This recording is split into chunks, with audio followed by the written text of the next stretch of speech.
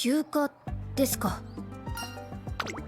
なるほど、私をおもんぱかっての策なのですね。この八重の無敵、全身全霊で休養いたしましょう。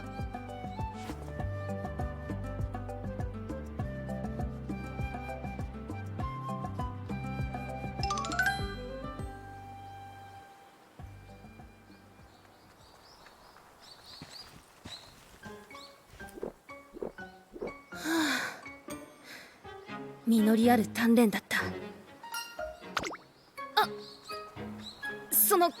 これは何と申しますか。申し訳ありません。休みであることは理解しているのですが、どうも修行の中に身を置かねば落ち着かず。は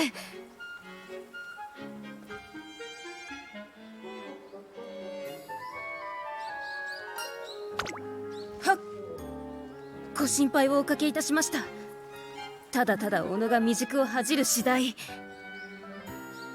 この過ち、必ずや今後の糧といたします。直ちに着替え寮に戻りますので。ごめん。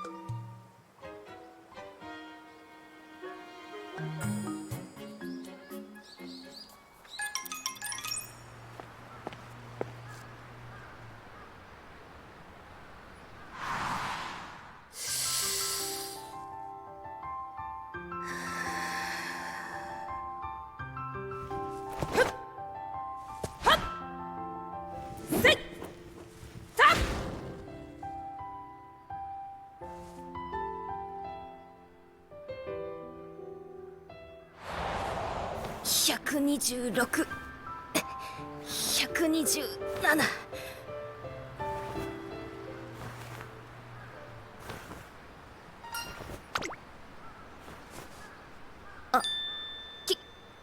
奇遇ですね。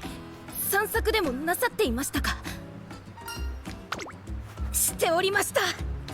ご指示を守るべくトレーニング施設の充実した学園を出たところまでは良かったのですが、この高架下を見かけた途端、蚕の念とやる気がふつふつと。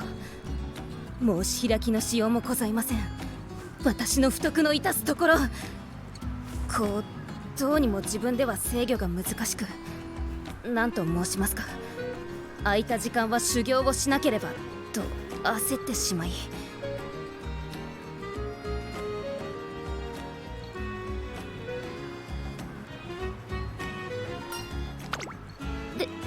ですがトレーナー殿は私が休暇を取ることに優位性を見出されたのでは。